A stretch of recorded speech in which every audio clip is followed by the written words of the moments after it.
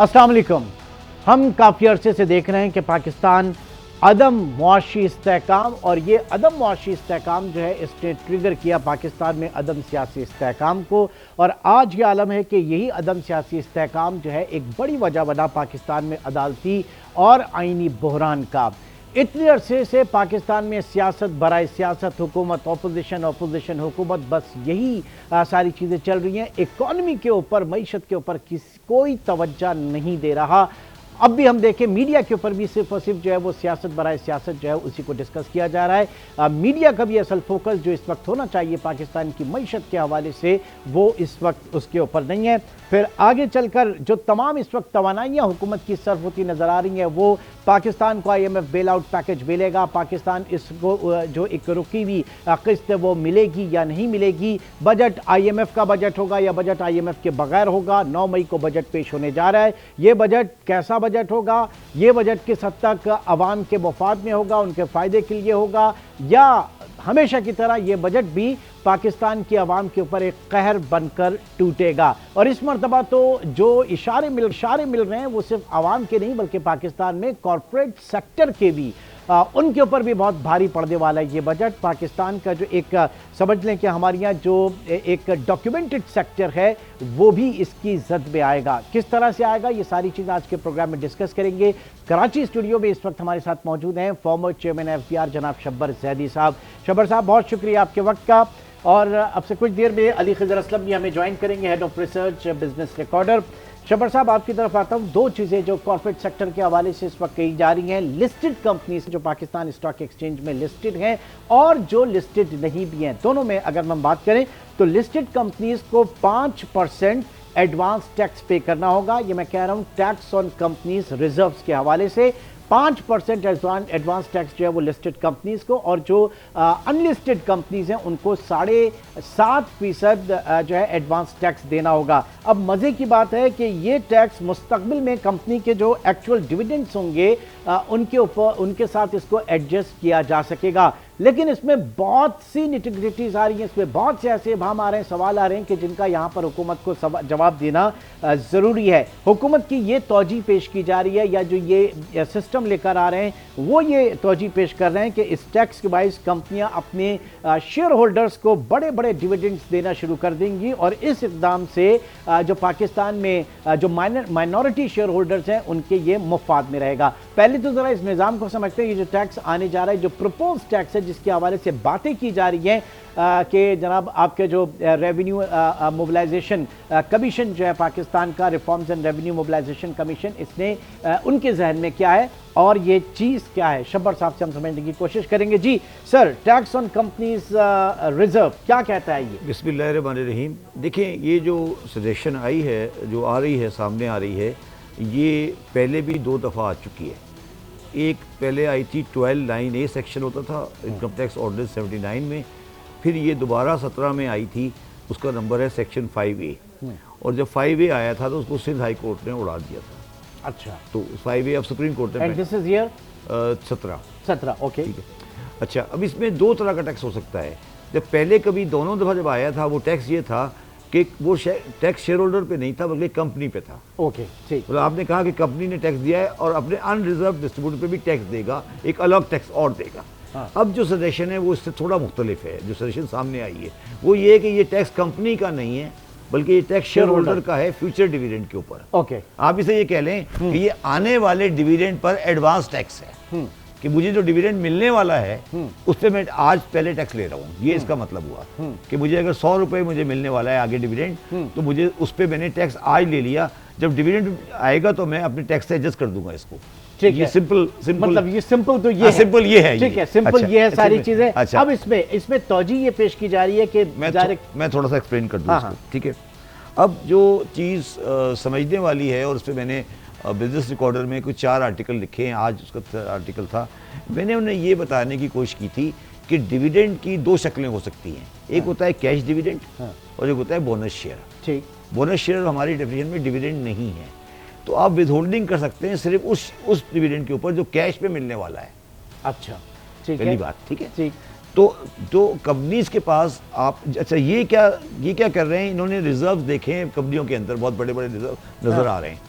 ये समझ रहे हैं कि ये सारे रिजर्व डिस्ट्रीब्यूट हो सकते हैं और ये कैश में डिस्ट्रीब्यूट हो जाएंगे।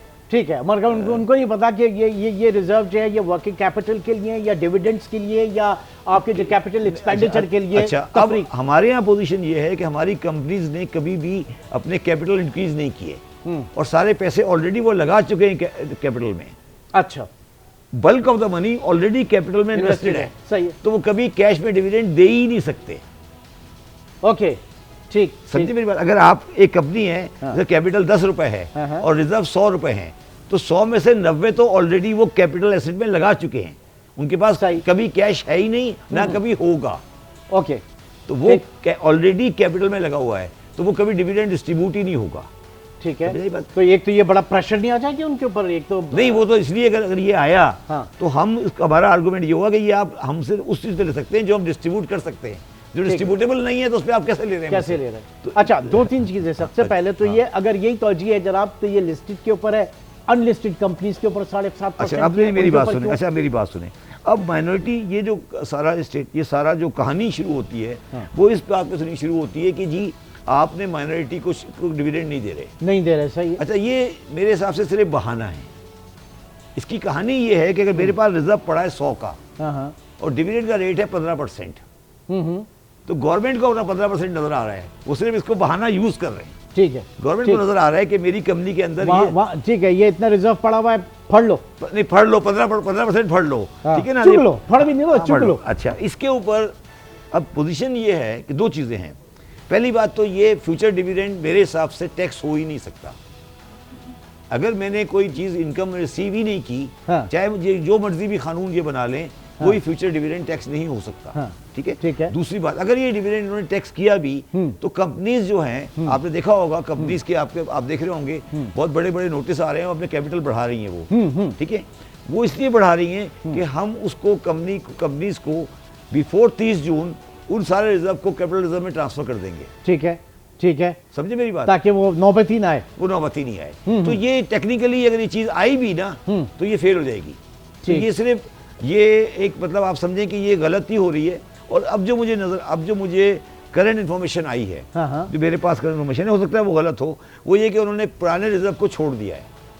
अच्छा, अब वो सिर्फ ये बात कर रहे हैं कि इस साल में जो आपने प्रॉफिट कमाया है उसमें से डिविडेंड दिया हो या नहीं दिया हो, हम इस साल के प्रॉफिट का एडवांस टैक्स ले लेंगे आपसे।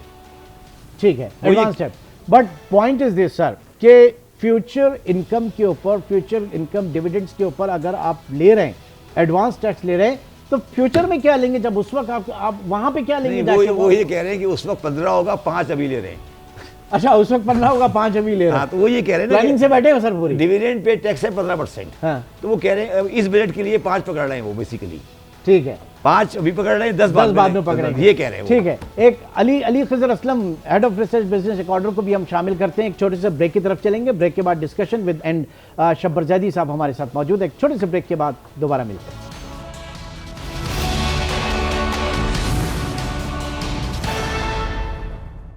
Welcome back. अली खिजर असलम लाहौर में इस वक्त हमारे साथ मौजूद हैं और कराची में शब्बर जैदी साहब। अली, कुछ कॉन्सेप्ट क्लियर हुआ? टैक्स ऑन कंपनी रिजर्व्स के हवाले से बात करें। शब्बर साहब का कहना है कि 2017 में भी ये वारदात डालने की कोशिश की थी, सिंध हाई कोर्ट ने इसको उड़ा के रख दिया था और अभी भी ऐसा होगा, ये चैलेंज हो जाएगा। बहरहाल दूसरी बात यह कि वो एडवांस टैक्स के हवाले से जो बात कर रहे हैं कि 5% अभी ले लेंगे और इन फ्यूचर जो होगा वो 10% फ्यूचर डिविडेंड के ऊपर। कितना बेसिक कॉन्सेप्ट क्लियर हुआ है यहाँ पर अली? जी, कॉन्सेप्ट तो बिल्कुल क्लियर है कि क्या करना क्या चाह रही हैं। ये चाह रही हैं कि जितना से जितना टैक्स इस साल कर लिया जाए वो कर लिया जाए, क्योंकि इनके जो वो गैप है वो बहुत ज़्यादा है कि जितना ये नेट फेडरल रेवेन्यू गवर्नमेंट के पास आ रहा है उतना ही तो आप जो है वो उससे ज़्यादा तो आपका डेट एक्सपेंस है। तो इन्हें रेवेन्यू जनरेट करनी है। सुपर टैक्स भी अभी लेके जा रहे हैं, वो भी आगे लेके चलेंगे। इसके साथ ये इन्होंने बड़ा ही ये एक अजीब किस्म का ये जो रिजर्व टैक्स के ऊपर लेके आए जी, 5% लिस्टेड कंपनी पे लगेगा, 7.5% अनलिस्टेड कंपनी पे लगेगा। और अनलिस्टेड का ज्यादा इंपॉर्टेंट है कि लिस्टेड में चले आपका पॉइंट आते हैं कि जी माइनॉरिटी शेयर होल्डर है उसको डिविडेंड देना है। तो अनलिस्टेड में तो ऐसी बात ही नहीं होती, माइनॉरिटी शेयर होल्डर। दूसरा, हर कंपनी की एक फर्क स्ट्रेटेजी होती है। कुछ कंपनियां डिविडेंड देती है, जैसे एग्रो फर्टिलाइजर है, वो एक एक एक सर्टेन बिजनेस है, वो इतने पैसे बनाता है, फौजी फर्टिलाइजर वो सर्टेन बिजनेस है, वो एक पैसे बनाता है, वो एक सर्टेन लेवल पे डिविडेंड देता है और चलता रहता है। कुछ कंपनी है वो ग्रोथ करती है, सिस्टम लिमिटेड है, वो ग्रोथ कंपनी, आईटी कंपनी है, वो उस तरह डिविडेंड नहीं देती, ये करती। तो वो हर कंपनी का एक मिजाज फर्क है, कुछ कंपनी ग्रोथ होती है, वो अपना कैपिटल उसी में रखती हैं, कुछ नहीं होती है, तो उससे प्राइस उसी से डिस्कवर होती है और कंज्यूमर की चॉइस होती है कि भाई उसको डिविडेंड कंपनी चाहिए या ग्रोथ कंपनी चाहिए। दुनिया में तो ज्यादा लोग पसंद ग्रोथ कंपनी को करते हैं, और जब ग्रोथ होती है कंपनी में तो कैपिटल फॉर्मेशन होती है, कैपिटल फॉर्मेशन होता है तो मुल्क में इंडस्ट्रियलाइजेशन होती है, वेल्थ क्रिएशन होती है, उस वेल्थ क्रिएशन से मुल्क तरक्की करता है। आप तो उस वेल्थ क्रिएशन के प्रोसेस को जो है खराब करने की बात कर रहे हैं कि भाई प्राइवेट कंपनी ने रिजर्व रखे, फिर रिजर्व के अंदर मुख्तलिफ तरह की चीजें होती है। रिजर्व में से आपने वर्किंग कैपिटल देना होता है, रिजर्व में आपने वो कैपिटल। मैं शब्बर साहब से यही डिस्कस कर रहा था। शब्बर साहब एक बार फिर जरा अली की आवाज आ रही है? वही बता दें क्या कह रहे हैं। अच्छा, वो ये कह रहे हैं कि जनाब आप तो एक ये परसेप्शन है कि जनाब वो लिस्टेड कंपनीज जो हैं वो डिविडेंड्स नहीं पे करती इस वजह से ये, बट अनलिस्टेड कंपनीज जो हैं वो उनका इससे क्या ताल्लुक? एक तो जरा इसके ऊपर बात कर लीजिएगा, फिर दूसरा ये कि कैपिटल फॉर्मेशन रुक जाएगी, जो आपने इससे पहले भी डिस्कस किया था कि हर कंपनी का नेचर ऑफ बिजनेस अलग होता है। देखिए मैं थोड़ा सा एक्सप्लेन कर दूं कि जो साहब इसको लेकर आ रहे हैं उन्होंने कभी ज़िंदगी में कॉर्पोरेट सेक्टर में ना कभी काम किया लिस्टेड कंपनी में, ना उन्होंने कभी ज़िंदगी में किसी को एडवाइस किया। उन्होंने कभी जिंदगी में, ऐसे सारे लोग हमारे नसीब में क्यों रह गए सर? अनफॉर्चुनेटली कभी जिंदगी में उन्होंने किसी ऑडिट लिस्टेड कंपनी का ऑडिट नहीं किया। अच्छा। ना उन्होंने कभी लिस्टेड कंपनी का कोई ऑडिट किया, ना कभी फाइनेंस मैनेजर रहे, तो उन्हें लिस्टेड कंपनी कैपिटल फॉर्मेशन का एक्चुअली पता ही नहीं है। मतलब मैं बिल्कुल फ्रैंकली कह रहा हूँ, उन्हें कोई आइडिया ही नहीं है। और ये मैटर मैं 2 दफ़ा उनसे, मतलब 2 दफ़ा वो लेकर आए, 2 दफ़ा वो लेकर आया, दोनों दफ़ा मैंने इसको रगड़ के वापस कराया, लेकिन दोनों दफ़ा ये आया और 1 साल बाद वापस हो गया। ये 2 दफ़ा आया और 1 साल बाद वापस हो गया। क्यों हुआ वापस? 1 दफ़ा लाए, फिर उन्होंने वापस किया, फिर 1 दफ़ा लाए, फिर उन्होंने वापस किया। और दुनिया का कोई मुल्क ऐसा नहीं है, कोई दुनिया का कंट्री ऐसा नहीं है जहाँ पर डिविडेंड पर, रिजर्व्स पर टैक्स होता है। तो अली बिल्कुल सही कह रहा है कि ये कैपिटल फॉर्मेशन का मसला है। मगर जो बात अली थोड़ा सा, अगर आप फॉलो कर रहे हो, अपना अखबार भी फॉलो कर रहे हो, हमारे यहाँ कंपनीज ने पिछले 30 साल में बहुत सारे प्रॉफिट कमा के इन्वेस्ट कर चुके हैं। वो प्राइवेट लिमिटेड कंपनी में 90% कैपिटल इन्वेस्ट हो चुका है। ठीक है, आप मुझे बताएं कौन सी कंपनी है जिसमें रिजर्व के सामने कैश पड़ा हुआ है? सही समझने की कोशिश करें ना। अली भी यही बात कर रहे हैं। हाँ, जी अली आप भी यही बात कर रहे हैं। ये पड़ा कैश, मैं भी यही कह रहा था। मैं ये कह रहा हूँ, ये इनको बेसिकली, मैंने आर्टिकल भी लिखा था, इनको अकाउंटिंग नहीं आती, इनको एक्चुअली अकाउंटिंग नहीं आती कि जो मेरा कैपिटल रिजर्व है, मुझे कोई बैलेंस शीट दिखा दें जिस बैलेंस शीट में रिजर्व के सामने कैश पड़ा हो। 95% प्राइवेट कंपनी के अंदर वो रिजर्व आपका इन्वेस्टेड है ऑलरेडी एसेट में। तो मैं ये बेसिकली, ये जिसे कहते हैं ना, एक हटदर्मी है ये। अच्छा, इसका बिल्कुल हम भी साइड पे बैठे हुए हैं, तो हमने कुछ भी नहीं करना, हमने कल इस रिजर्व को कैपिटल रिजर्व में ट्रांसफर कर देना है। जब कैपिटल रिजर्व में ट्रांसफर हो जाएगा तो डिस्ट्रीब्यूटेबल नहीं रहेगा। ठीक है, तो हम कोर्ट में ये भी लेके जाएंगे कि भाई ये डिस्ट्रीब्यूटेबल ही नहीं है। जैसे आपने अभी टेक्सटाइल कंपनीज वगैरह की बात की जी, बोनस शेयर नहीं, बोनस शेयर तो अगला स्टेज है। अच्छा, बोनस शेयर तो है, जो मैं बोनस शेयर दे देता हूँ वो एक अलग चीज है कि मैंने बोनस शेयर दे दिया, एक्चुअली वो नहीं करना मैंने। सही मैंने ये कहना है कि ये रिजर्व कैपिटल रिजर्व है। कैपिटल रिजर्व उसे कहते हैं इमरान। बट सर उसके लिए भी मेरे ख्याल से जो फीस है वो गालिबन 13 करोड़ हमने वो दे दी ना सबको। आज देखे ना आप, अखबार उठाए ना, जितने भी मेरे क्लाइंट है बड़े, सबके अंदर आप नोटिस देख रहे हैं, कैपिटल बढ़ा रहे हैं ना वो सब। ठीक है, तो हमने कैपिटल बढ़ाकर और अपना रिजर्व ट्रांसफर कर देना है। आज नहीं करना तो कल करना। ठीक है जी अली, इस प्रैक्टिस पे वो कह रहे हैं मेरे ख्याल से 13 करोड़ फीस है। 13 करोड़ है ना? नहीं, फर्क है, बट दे आर विलिंग के वो ये पे करके और जान छोड़ा इससे। नहीं, बिल्कुल दुरुस्त है जी। अब लोग ये कर रहे हैं कि इन्होंने जो है ना बोर्ड मीटिंग्स बनाई है, वो या एनुअल जनरल मीटिंग बनाई है एक्स्ट्राऑर्डिनरी, तो वो बुलाई है और वो बजट को देखेंगे। अगर बजट के अंदर जो है ये टैक्स लग जाता है तो उसके अंदर 25 जून से पहले वो जो है अपना ऑथराइज कैपिटल बढ़ा के इसको डिस्ट्रीब्यूटर रिजर्व से कैपिटल रिजर्व में ले जाएंगे, तो फिर उसके ऊपर वो टैक्स लागू नहीं होगा। ठीक है जी। अगर ये वाला जो टैक्स है नहीं लगता तो वो नहीं करेंगे। बट ये सारा करने का मकसद क्या है? ये बड़ी एक गलत सोच है कि ये क्यों ऐसा तंग कर रहे हैं ना, बेसिकली कुछ नहीं है, देखिए हमारे लिए कोई मसला नहीं है। नहीं तो क्या आईएमएफ को दिखाने के लिए तो नहीं कि हाँ भाई मार्क कर दिया इतने आपके 300-350 अरब यहाँ से आ जाएंगे, ऐसा भी तो हो सकता है अली। ऐसा भी देखे इन्होंने अभी क्या करना है, इनका फॉर्मूला ये है कि इन्होंने थोड़ा सा पॉपुलस बजट भी देना है, हाँ। साथ इन्होंने जो है वो रेवेन्यूज को ओवर प्रोजेक्ट करना है, डेफिसिट जो प्राइमरी टारगेट होगा उसको गलत पोर्ट्रेट करना है, और उसके बाद जो है ये बजट दे के इन्होंने निकल जाना है। जब अगला केयर टेकर आएगा या अगली हुकूमत आएगी, जब IMF पे ये दोबारा जाएंगे तो उस वक्त मिनी बजट लाएंगे, सब रिवीजन होगी, सख्त होगा। तो इस वक्त तो ये सीरियसनेस ही नहीं है, इस वक्त तो मुद्दा ये है ही नहीं कि अगले 4 साल में क्या होना है। अली मैं आपकी बात काट रहा हूँ, रिपोर्ट को अगर आप पढ़ें उसमें 5-6 बंदों के नाम लिखे हैं कि उन्होंने इनसे डिस्कस किया है जी। अली तबा भी है, सुने ना। हाँ। अगर उन 5-6 बंदों को ये बात करें ना रिजर्व की, तो वो उनका सर फाड़ देंगे, मतलब वो जो बंदे ना वो सर फाड़ देंगे जिनके नाम लिखे ना। हाँ। उनको अगर आप ये कहेंगे ये टैक्स आ रहा है ना, तो वो इनका सर फाड़ देंगे, मतलब उन सबको, वो सारे 90% मेरे क्लाइंट हैं, वो इनका सर फाड़ देंगे कि आपने ये क्या किया है। तो ये तो ये अजीब से लोग हैं ना, इनको क्या कर सकते हैं आप। अच्छा अली, एक और आपकी क्यूरी थी और वो ये थी कि हुकूमत कह रही है कि शेयर होल्डर्स के फ्यूचर डिविडेंड पर एडजस्टमेंट होगा, लेकिन फ्यूचर में अगर जब एक्चुअल डिविडेंड आता है तो उस वक्त ओनरशिप तब्दील हो जाए तो ये किसके ऊपर है? ये किसके ऊपर है? फिर ये शेयर होल्डर को ये देना पड़ेगा, ये कंपनी को देना पड़ेगा? नहीं, मैं कंपनी दे रही है ना, वो उसका रास्ता ये है कि वो एक काट के जमा करा देंगे एक लंप सम में। हाँ ठीक है, और उसके बाद जब एक्चुअली डिविडेंड होगा तो उसको उस पोर्शन से एक सर्टिफिकेट दे देगी कंपनी के ये इसका है। लेकिन ना आपने 100 रुपए काट के जमा करा दिए ना, under the name of advance tax without any particular name. अगर शेयर होल्डर चेंज हो गया तो वो उसके नाम चालान बन जाएगा। वो इतना बड़ा एडमिनिस्ट्रेटिव मसला है, वो हल हो सकता है।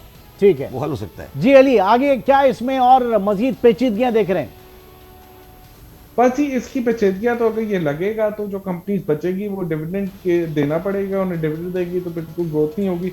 फिर अगर किसी को डिविडेंड देना पड़ेगा तो वो बैंक से कर्जा लेके देगा 22% पे, ये बेतुकी सी बात है। तो ये जो है ये चीज तो चल ही नहीं है यार। तो ये मेरा ख्याल है ये रिजर्व पेज लगेगा नहीं, सिर्फ 1 साल पे कुछ लगेगा और लोग उससे भी निकलने का रास्ता दिखाएंगे।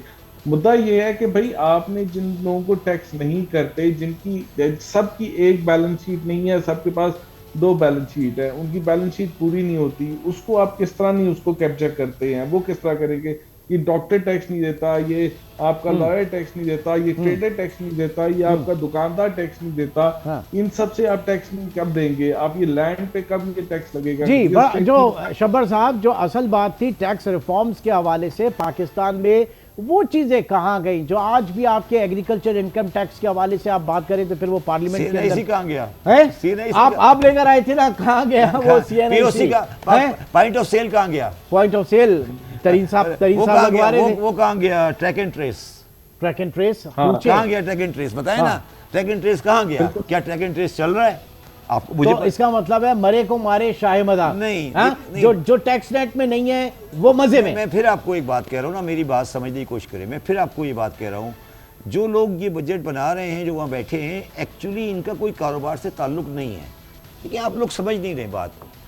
ये जो बड़ा बिजनेस है, जो बिजनेसमैन, सीरियस बिजनेसमैन है, ये जो लोग बैठे हैं रिफॉर्म कमीशन में, या जो लोग जो मिनिस्टर हैं, इन्होंने कभी बड़े कारोबार नहीं किए हैं। Try to understand this. आप मेरी बात को समझ नहीं रहे, मैं किसी बुराई में नहीं कह रहा। मैं तो समझ रहा हूँ वो इस्लामाबाद वाले समझेंगे। नहीं, इस्लामाबाद वाले नहीं, पाकिस्तानी ये नहीं समझ रहे कि जो फाइनेंस मिनिस्टर साहब हैं, आप उन्हें ये समझते हैं कि उन्होंने बड़े बिजनेस को डील किया है। उन्होंने कभी नहीं किया। क्या उन्होंने कभी किसी बड़े ग्रुप को फाइनेंस किया है? ऐसे ग्रुप जो कि फाइनेंसिंग करते हैं या जो या बड़ी कंपनी है, वो तो सर सॉरी वो तो एक आपके फाइलर और नॉन फाइलर का एक जुर्जना देके चला गया। वो पिछले 10 साल से बजा रहे। वो तो गुजरांवाले कल्चर से बाहर नहीं निकले ना। मेरा मकसद कहने का ये है, मैं फिर आपको बात कर रहा हूँ, मैं किसी बुराई में नहीं कह रहा। देखिए, पाकिस्तान के कारोबार का एक सेक्टर होता है जिसे हम बोलते हैं large businesses, organised businesses. Packages group है, मंशा ग्रुप है, इब्राहिम ग्रुप है, तब्बा ग्रुप है, हबीब ग्रुप है, निशाद ग्रुप है। ये वो लोग हैं जो पाकिस्तान की बड़ी इंडस्ट्री चलाते हैं। क्या इन्होंने कभी इनके साथ डील किया है? ये तो इत्तेफाक फाउंड्री वाले बंदे हैं जिन्होंने कभी लिस्टेड कंपनी बनाई नहीं जिंदगी में। बता दें मुझे, कोई इत्तेफाक फाउंड्री की लिस्टेड कंपनी है तो बता दें, अगर है तो मुझे बता देना। अली बताएं, है तो बता दें मुझे। ये जो स्टेक होल्डर से किसी किस्म की कोई मुशावरत नहीं, मुशावरत की बात नहीं करा, मेरी बात समझे नहीं आप, मुशावरत की बात नहीं, मतलब जो इन लोगों ने डील नहीं किया, पता ही नहीं है ना, ये जो इस फाइनेंशियल टीम है, जो उन्हें पता ही नहीं है, उनको पता ही नहीं है, उन्हें पता ही नहीं कि कारोबार क्या होता है, फाउंड्री से बाहर नहीं निकले। देखिए ना, मुझे बताएं कि जो सैयद बाबर अली साहब की कंपनीज हैं, मंशा साहब की कंपनीज हैं, तब्बा की कंपनीज हैं, हबीब की कंपनीज हैं, दाऊस की कंपनीज हैं, ये जो कंपनीज है पाकिस्तान में बड़े बड़े कारोबार कर रही हैं, जो इब्राहिम वालों की कंपनीज हैं, कभी इन्होंने कभी जिंदगी में उनका ऑडिट किया हो या उसको एडवाइस की हो? जी अली बता दें मुझे, अगर है तो मुझे बता दें। नहीं, बिल्कुल ये शब्बर ठीक कह रहे हैं। जो शब्बर का कहने का मकसद एक ये है कि ये जो छोटी बिजनेस की सोच वाले लोग हैं, ये कैपिटल फॉर्मेशन और ये बड़े बिजनेस की साइकी और वेल्थ क्रिएशन के कॉन्सेप्ट को नहीं समझते हैं। हाँ। और इनका अनफॉर्चुनेट तरीका ये है कि ये जिस तरह की चीजें कर रहे हैं, इससे फॉर्मल इनफॉर्मल की तरफ मूव हो रहा है। हाँ। अब आपने शब्बर ने भी बात की पीओएस की, ट्रैक एंड ट्रेस की, ठीक है जी। अब आप देखें ट्रैक एंड ट्रेस सही तरह से इम्प्लीमेंट नहीं हुआ, तो आप अगर देखें टबैको के ऊपर उन्होंने एक्साइज ड्यूटी जो है एकदम डबल कर दी, सिगरेट की डब्बी जो है बहुत ऊपर चली गई। तो जो 2 कंपनियां हैं जो ये मेन आपकी जो है एमएनसी, जो पूरा सिस्टम ट्रैक होता है उनका सही, बाकी 50 कंपनियां हैं जो चोरी करती हैं, फिर स्मगल होता है बहुत ज्यादा। वो मार्केट एकदम जो है फॉर्मल मार्केट गिर गई, टैक्स का रेवेन्यू भी गिर गया और इनफॉर्मल मार्केट स्पर कर गई। इसी तरह आपने जूसेस के अंदर जब एफईडी 10% की, तो जूसेस के अंदर भी जो नीचे की मार्केट है, बड़ी मार्केट 15 बिलियन रुपए की है, छोटी मार्केट 1 बिलियन की है, वो 1 बिलियन से ऊपर जाना शुरू हुई, 15 बिलियन वाली थोड़ी नीचे आ रही है। ये करते करते अगर आप इस तरह देखें, तो अब मोबाइल फोन के अंदर क्या हो रहा है कि उनका माल नहीं आ रहा है, क्योंकि आप इम्पोर्ट रिस्ट्रिक्शन है, तो वो जो है इम्पोर्टेड फोन आ रहा है और वो यहाँ से पीटीए का टैक्स तो भर देता है, हाँ। लेकिन वो आगे चला जाता है। अब डीजल देखें, इस वक्त जो है ईरान से डीजल ज्यादा आ रहा है, वो साउथ पंजाब के अंदर जो एजेंसियों में बिक रहा है वो बिक रहा है, उसमें भी टैक्स चोरी हो रहा है। तो ये एक पूरी इनफॉर्मेलिटी, ये जो इस वक्त जो शब्बर साहब का कहने का जो मकसद है कि जो इस वक्त बैठे हैं वहाँ पे अकाउंटेंट, अपना जो फाइनेंस मिनिस्टर और साथ उनके ये जो बाकी उनकी टीम है जिन्होंने ये पूरी रिपोर्ट तैयार की है, उनको उनका कॉन्सेप्ट ही नहीं है। कंसीव नहीं कर सकते वो, इसको कंसीव नहीं कर सकते वो इसको कंसीव नहीं कर सकते कि कारोबार। अच्छा, अब माजी में भी सर हमने देखा कि 2015-16 में जब इनफॉर्मेलिटी की बात कर रहे हैं, बैंकिंग ट्रांजैक्शंस के ऊपर टैक्स जो लगा, तब से हमने जो चीज़ें आपके सामने आई, कैश इन सर्कुलेशन 2015 में गालिबन वो 15% था बैंक डिपॉजिट का, आज वो 45% के ऊपर पहुंच चुका है। देखिए, मैंने 2019 का बजट 30% था, 45 हो गया। अब 45 मैंने 2019 का बजट दिया था, ठीक है। मैंने सारा कोशिश ये की थी कि मैं उन चीज़ों को टैक्स करूं जो नहीं टैक्स हो रही। मैंने CNSI कार्ड लाया था, POS लाया था, ट्रैक एंड ट्रेस लाया था, बाकी प्रिजम्पटिव खत्म किया था। तो ये देखिए, ये तो प्रिजम्पटिव वाले, गुजरांवाले के ट्रेडर, ये बेसिकली दुकानदारों का कारोबार करते हैं। मेरा कहने का मतलब ये है कि पाकिस्तान में एम्प्लॉयमेंट जो है वो इंडस्ट्री दे सकती है, ट्रेडिंग नहीं दे सकती, ठीक है ना? बिल्कुल तो सही। ये हमें समझना पड़ेगा। अब हमारा प्रॉब्लम ये है कि हम अनफॉर्चुनेटली एक बिल्कुल, अच्छा सिमिलरली मैं एक और बात आपको कहता हूँ। देखिए, आप लोग बहुत ज़्यादा इंपॉर्टेंस देते हैं स्टॉक ब्रोकर्स को और ये बड़ी मार्केट वाले जो स्टॉक शेयर में बैठे हैं, इनका भी कोई ताल्लुक इस रियलिटी से नहीं है। इनका सिर्फ ये इंटरेस्ट है कि इनको शेयर ट्रेडिंग मिल जाए। अब मैं आपको बताता हूँ ये उसको वो क्यों प्रमोट कर रहे हैं। वो इसलिए प्रमोट कर रहे हैं कि मैं बोनस शेयर दे दूँ, और शेयर में जो इनका जो होता है ना कमीशन, वो होता है पर स्क्रिप्ट। ओहो, तो मेरा पैसा मेरा कमीशन बढ़ जाए, वो मैं करने वाला नहीं हूँ। मतलब इनकी बात के मैं इसके चक्कर में नहीं आना। मैंने कंपनी का कैपिटल रिजर्व बना देना है, बोनस शेयर इशू नहीं करना। इसकी वजह ये है कि आज मेरे पास जो बोनस शेयर है वो इतना बड़ा डिफरेंस आने वाला है कि वो बोनस शेयर इशू में कर नहीं सकता। मतलब आज मैं अगर बोनस शेयर इशू करूँ बास केसेस में, तो मुझे 1 की जगह 40 शेयर देने पड़ेंगे। अच्छा, हुआ ये है इमरान, मेरी बात को समझो, कंपनियों ने कैपिटल नहीं बढ़ाए पिछले 30 साल में, ठीक है, और रिजर्व लेकर और उनको री इन्वेस्ट कर चुके हैं। तो अब उनको आप कह रहे हैं, अच्छा अब आपको क्या हुआ है, आप शाम को आए, आपने सारी कंपनियों की बैलेंस शीट उठाई, आपने कहा यार ये रिजर्व तो पड़ा है 2 ट्रिलियन, तो इससे 15% तो मेरा हिस्सा है ना। सही है, ये पकड़ सही लो। है, सही है। ये वो हो मैं रहा है एक रिपोर्ट देख रहा था टॉप लाइन सिक्योरिटीज की, उनके बाकायदा उन्होंने मेंशन किया हुआ है जितनी लिस्टेड कंपनीज उनके रिजर्व्स जितने जी, कितने exactly. और वो 15% अगर उसमें चार्ज करें तो तकरीबन exactly. 300-350 अरब बनते हैं। बस ये केस है। अच्छा, ठीक है। एक हम मजीद डिस्कस करेंगे, एक छोटे से ब्रेक की कॉल है। शब्बर जैन, अली खिज़र असलम हमारे साथ मौजूद है। एक छोटे से ब्रेक के बाद दोबारा मिलते हैं।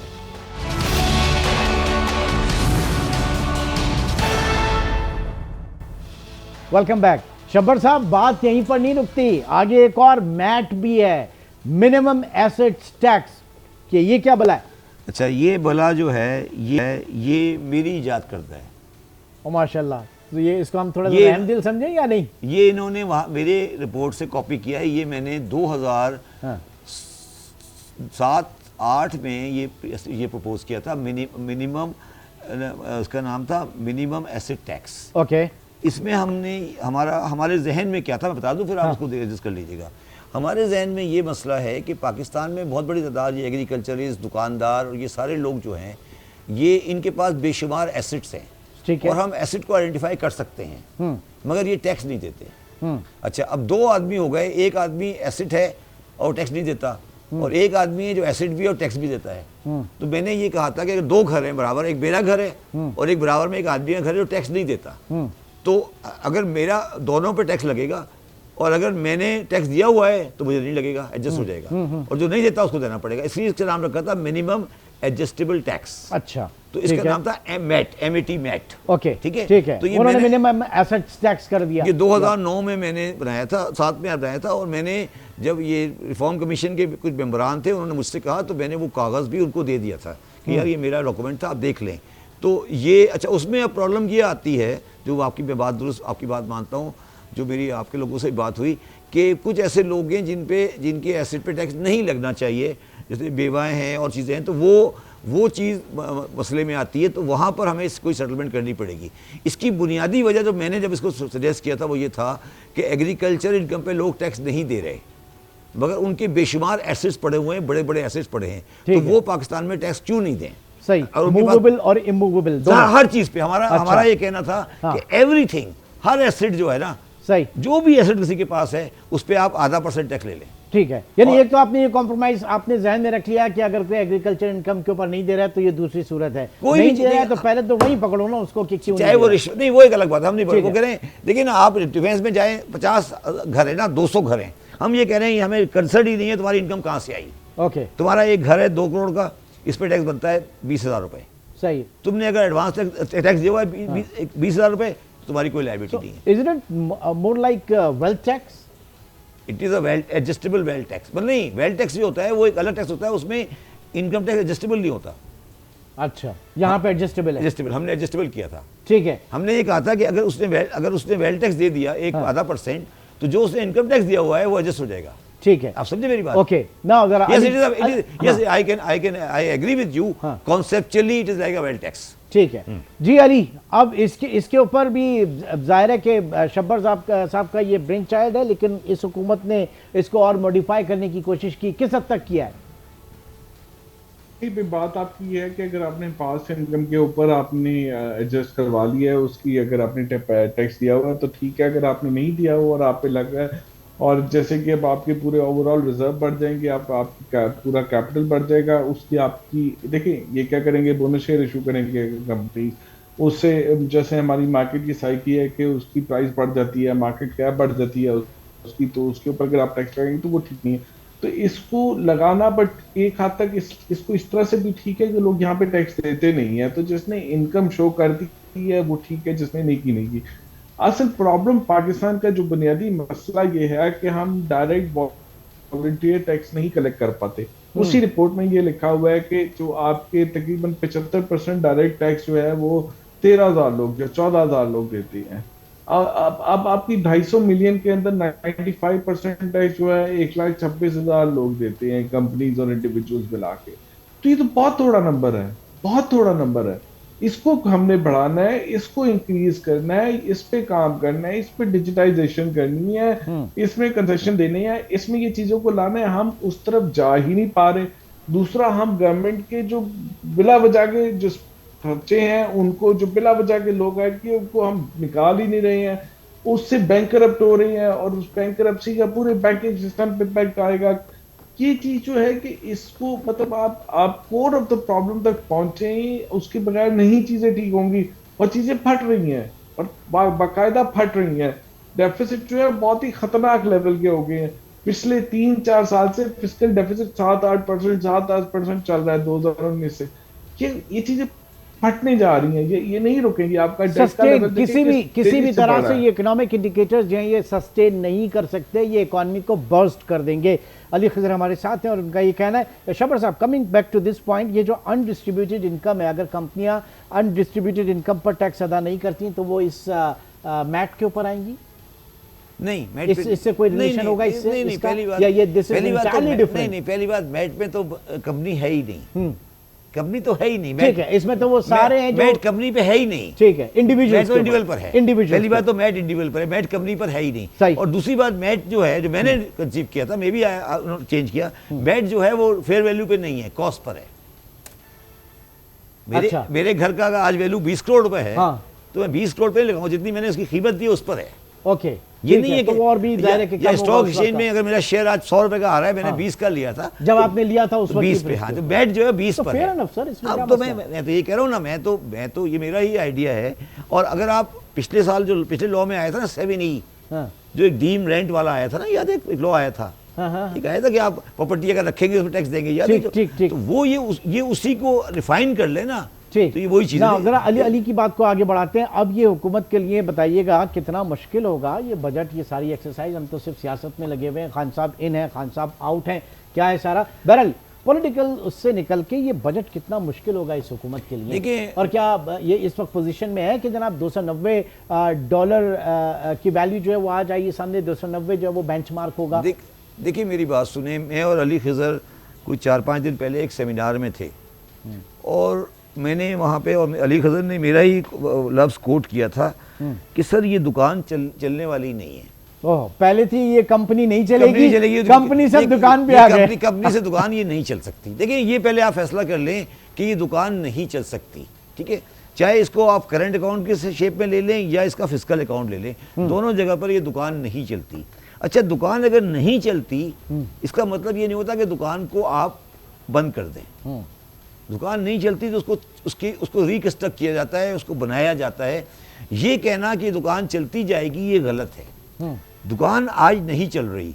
अभी मैं कहीं से आ रहा, बजट में आ रहा था, लॉस मेकिंग एंटिटी पाल तो रहे हैं हम सालों से। नहीं, वही तो नहीं, मेरी बात सुने। आज आपका रेवेन्यू आने वाला है टोटल 14,000, उसमें 7,200 चला जाएगा प्रोविंसेस को, ठीक है। 7,000 का इंटरेस्ट आने वाला है।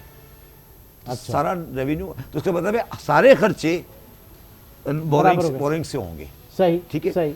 सिमिलरली मैं आपको गारंटी से कह सकता हूं कि 24, 25, 26, 27, 28 टिल 2028 आप अपना फॉरेन करेंसी का लोन पे नहीं कर सकते। ये मैं बात अपनी जुबान से नहीं कह रहा। डिफॉल्ट तो हमने वहीं पे होना था, खुदा ना खास्ता अगर होना था। सुन लो मेरी बात, आप IMF की वेबसाइट पे जाएं, उन्होंने आपको मई 2022 में एक रिपोर्ट बना के दी है जिसका नंबर है table number 3AA, page number 35। उन्होंने लिख के दे दिया आपको कि आपका ये इनफ्लो है और ये आउटफ्लो है, ठीक है? उस इनफ्लो आउटफ्लो को उन्होंने बैलेंस कर दिया। उन्होंने आपको डिफॉल्ट नहीं कहा, ठीक है? उसके अंदर उन्होंने रखा हुआ है 55 बिलियन का FDI। ओके, आप मुझे बता दें कि क्या आपके पास 24, 25, 26 में FDI आने वाला है? ये हालात रहे तो कहां से कौन? नहीं, ये हालात नहीं। हाँ। अगर ये हालात अभी इंप्रूव भी होते हैं, हाँ। तो आज की डायनेमिक्स में नहीं आ सकता। आज जो डॉलर है उसके हिसाब से जो हबीब बैंक खरीदा था आगा खान ने, जो हबीब बैंक आगा खान ने खरीदा था, आज उसकी डॉलर वैल्यू कम है इस वक्त 14 से। जब आगा खान ने डॉलर जब खरीदा था हबीब बैंक, उसकी जो डॉलर वैल्यू थी हबीब बैंक की मार्केट कैपिटलाइजेशन उससे कम है। तो अगर वो बेचेंगे आज तो लॉस में बेच के जाएंगे। तो 20 साल बैंक चला के वो लॉस में बेच के जाएंगे। मुझे ये बता दें कि 290, 300 रुपए के डॉलर के ऊपर कोई FDI की सेंस बनती है? अली क्या कहेंगे आप? $300 के ऊपर अगर बेंचमार्क रखें तो पाकिस्तान में आएगी इन्वेस्टमेंट? देखिए, इस सूरत हाल में तो अगर आप नब्ज पे हाथ रखें तो जिसके पास पैसा है और वो इस मुल्क से निकाल सकता है, निकाल रहा है। वो अगर सीधे तरीके से नहीं निकाल सकता तो वो उल्टे तरीके से निकाल रहा है। उसमें अगर प्रीमियम देना कर रहा है वो प्रीमियम देना पड़ रहा है, वो यहाँ पे अपनी प्रॉपर्टी डिस्काउंट पे बेच रहा है तो डिस्काउंट पे बेच के कर रहा है, वो यहाँ से पैसा निकाल रहा है और उस पर अच्छा खासा डिस्काउंट दे रहा है, तो वो इन्वेस्टमेंट नहीं आएगी। तो पॉइंट इज दिस, क्योंकि आपका टाइम भी खत्म हो रहा है, तो जी इसमें बड़ा इंपॉर्टेंट पॉइंट ये है कि भाई आपके मुल्क में इस वक्त 15 से 20 बिलियन डॉलर चाहिए अगले साल में।